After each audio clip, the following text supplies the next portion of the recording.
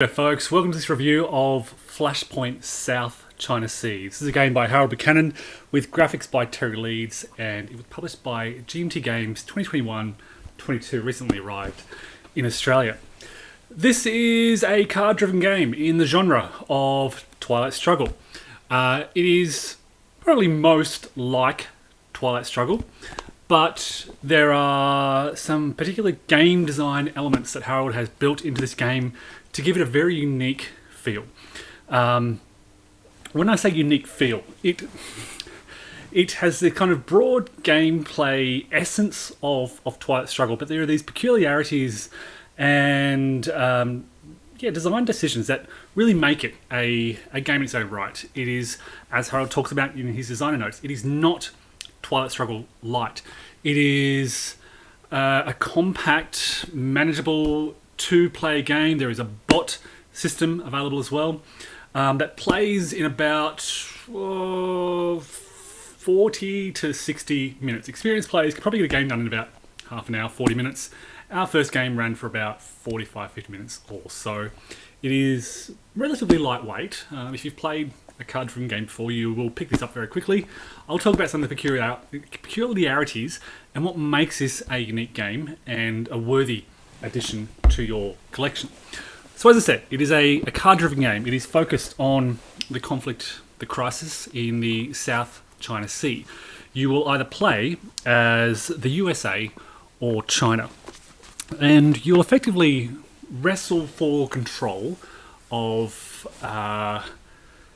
you're almost wrestling for control of the 5 nations surrounding the South China Sea. So if I can show you the board here, you have got Vietnam, Malaysia, Indonesia, Brunei, and the Philippines. Think of these as, the 5 nations that you're vying for control over, but there's more than just one control. Whereas in Twilight Struggle, you place control markers.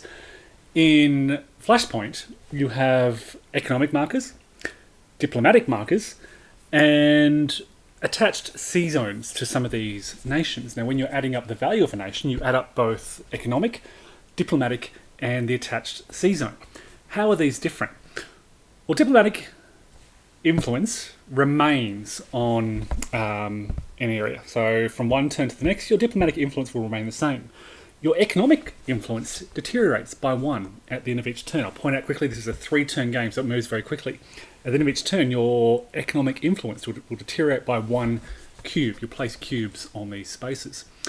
So you're making some interesting decisions here. You can invest in diplomacy and it remains on the board throughout the game, or you can invest in the economy and it deteriorates. So you may be thinking, well, as I did in my very first game, I'll just invest in diplomacy. Why would I want to invest in economic influence? The reason is, economic influence is a scoring card by itself. I'll talk about scoring cards and scoring in just a moment, but basically it's worth noting that you score for the economies of the 5 nations. You don't score their combined diplomacy. More on that in just a moment. Sea zones, you might be thinking the same thing. Well, the US actually, their freedom of navigation points are removed entirely at the end of each turn, whereas the Chinese reclamation islands remain. So as a US player, you may be thinking, well, why would I want to contest these areas? Similar reason. There is a separate island scoring card, so you score for control of these islands. So the Paracel Islands, for example, they're factored into the scoring of Vietnam, but they also score as part of the islands. The Vietnamese economy scores as part of Vietnam, but it also scores as part of that broader economy. So there's these overlapping scoring mechanisms that really will drive your thinking and your strategy. You begin each turn with a hand of 6 cards drawn from a common deck, and you may draw some of your nation's cards. Let's say I'm the US player, and I have a hand of cards. Let's say this is what I've drawn. I got very lucky, US events, that's fine. You face the similar crisis or the similar challenge, the tension of thinking about the order in which you play these cards. Because if I, as a US player, play a Chinese event card on my turn, it doesn't automatically happen. Okay, whereas in Twilight Struggle, if you play a Russian card when you're the USA, that event will happen. In Flashpoint South China Sea, this event doesn't automatically happen. It goes on the discard pile, and I play for operations. I can do whatever I want. I can place influence out on the board. On the Chinese player's turn, my opponent's turn, if their event is on top of the discard pile, they can activate that event by playing a card matching the symbol. And there are 3 symbol types in the game: economy, defense, and something else, land. I think it is, or something like that. If they play a matching symbol, they can activate that event. It doesn't have to be, for example, if the Chinese player had this card with the economy symbol at the top, and I had just played this card into this card pile, the Chinese player could play this card on top with a matching symbol to have this event take place. That's their turn for that round. So they're forgoing the opportunity to do whatever was on the card they played, but they may have a really good event that they want to activate. There are some neutral events. These are typically leaders of nations in the region. You can adjust tension to any level and then have a one-op action. I'll talk more about tension in just a moment. And then there are scoring on these cards as well. So yes, as I said, you'll get 6 cards in your hand, and there are multiple options you can do with your cards. You can play them for ops, and basically you'll look at the operations cost sheet. There are 2 of these that come with the game, and you'll perform actions. Often you'll be placing those influence cubes in the economy or diplomacy. You can move cubes from reserve to available. Let me talk about that in a moment. You can, if you're the US player, you can place a freedom of navigation point and increase tension. These are on those islands, the 3 islands in the South China Sea. If you're the Chinese player, you can place a reclamation marker on those islands and increase tension. But note that for the Chinese player, the cost of playing these islands, playing these CRs, increases based on the tension. Whereas for the US player, it always remains at 1. And again, so this is an asynchronous game. For the US player, they want to increase the tension to make it more expensive for the Chinese player to place their islands. But for the Chinese player, if they invest early when they're cheap, those islands don't go away. The US player loses their freedom of navigation points at the end of each of the 3 turns.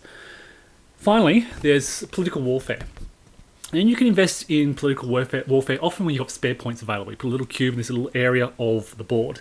And then as a free action, notice it costs 0 points, you can resolve political warfare. You draw a card, and if the card matches...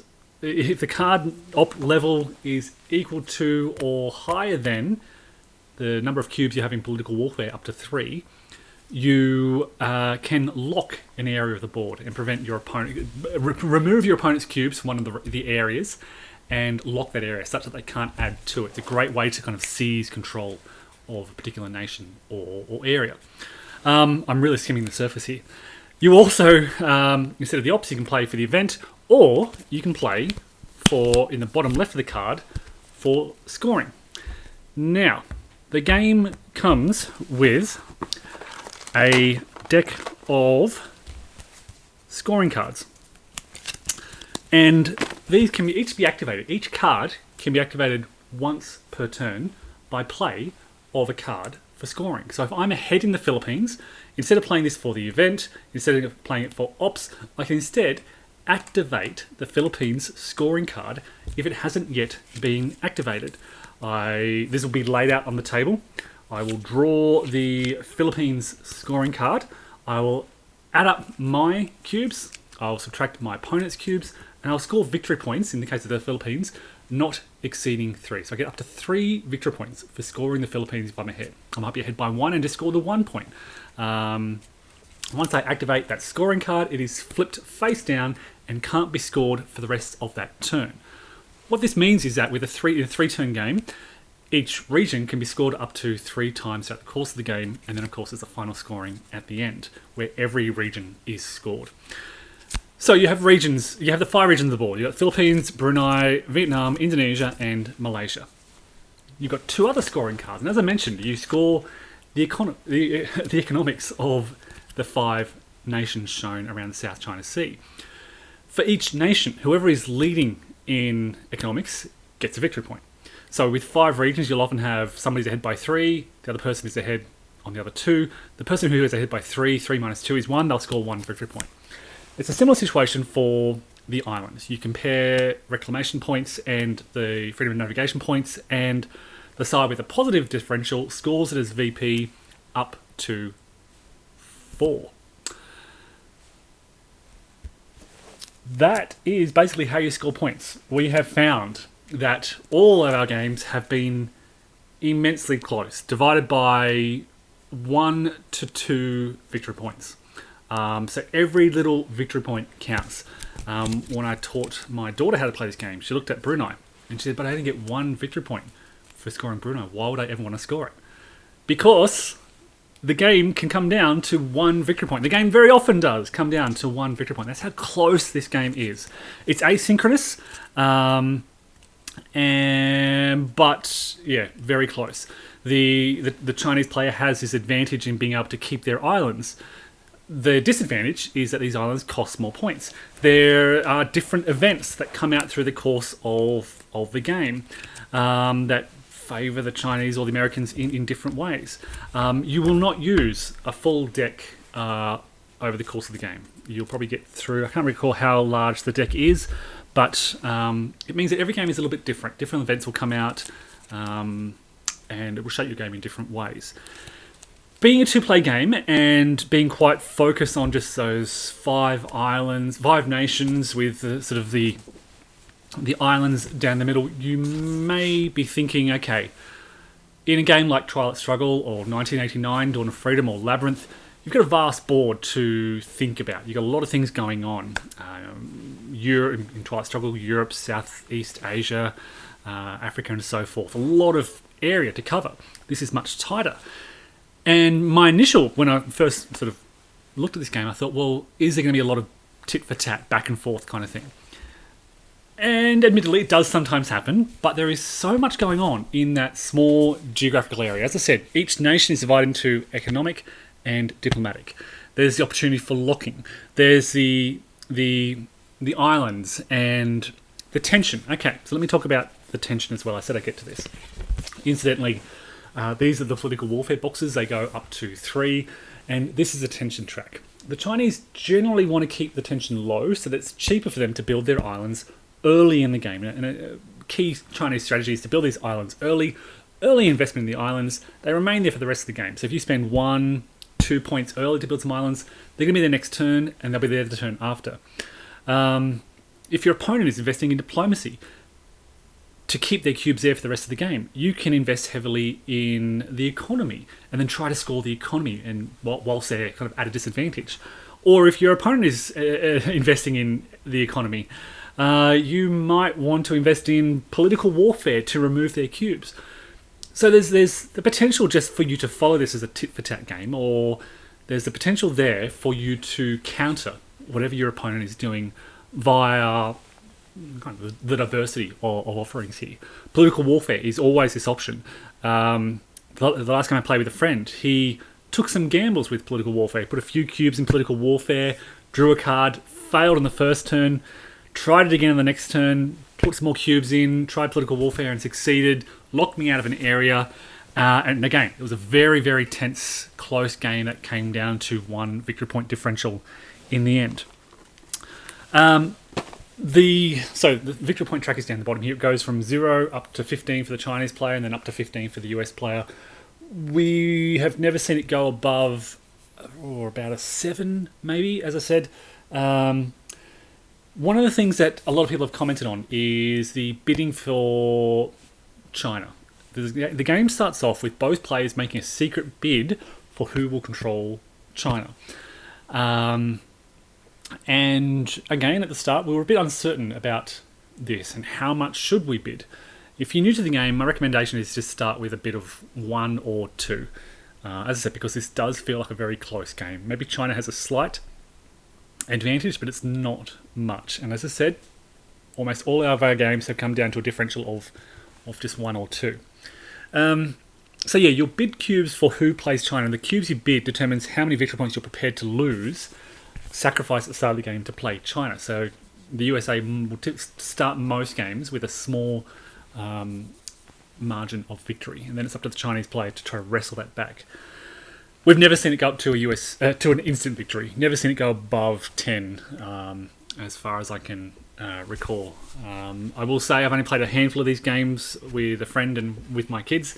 So yeah, I taught my children how to play this, and it's, for me, it serves as a great gateway to other card-driven games. They understood the mechanisms of how to play a card-driven game. They haven't played Twilight Struggle yet, but they've now played Flashpoint South China Sea. So a great gateway game to this world of card-driven games. And I think this is really valuable because for me, 15 plus years ago, Twilight Struggle was my gateway game. It was one of the first card-driven games I played. I went from there to play Hannibal Rome vs. Carthage and Paths of Glory, which remains my favourite game. But it was that gateway to the broader world of gaming. And yeah, now my kids can play card-driven games and play it quite well. Again, as I said, pretty close games result. The sequence of play is quite clearly outlined on a sequence of actions card. I mentioned as well that there are bots in the game, so there are rules for solo play. I have not played it with the bots yet, so I can't comment on that. But a friend has, and he said that they were very tough and beat him. So yeah, it will give you a run for your money. What else can I say about this game? As I said, light, easy to learn, distinct enough from Twilight Struggle to warrant both in your collection. It is much faster than Twilight Struggle. You play through, as I said, in less than an hour. So a good lunchtime type of game. The type of game where if you're not comfortable with the China bidding mechanism, our recommendation was to play 2 games and just flip, because the game plays through so quickly. You play one game as China, tally your score, then flip over and play the other game as the USA, tally your score, and whoever has the highest margin after 2 games wins. And we thought that was a really good way to deal with that China bidding. Start China on 1 victory point in both games and see how you go playing as China and then as the USA. What I think most excited about is this is just volume 1 in the Flashpoint series. So already I'm really excited to see what else can come from this series. Check it out. Very accessible, easy to play, full of tension and some great decisions. You get that card-driven game tension. The other thing I will point out is your cubes are limited. So you're often taking cubes from other areas. I think you get about 16 or so cubes to place. So you don't have unlimited influence to place in these areas. Your boxes are limited for areas, and the number of cubes you have are limited. So if you pour everything into the Philippines, you may not have enough for Vietnam, and you'll then have to take away from the Philippines. So you have to kind of try to spread your influence across the South China Sea. You can't necessarily put all your eggs in one basket, and that adds to the tension of gameplay. Folks, highly recommend it. Flashpoint, South China Sea, published by GMT, designed by Harold Buchanan, art by Terry Leeds. Check it out. Thanks, everyone.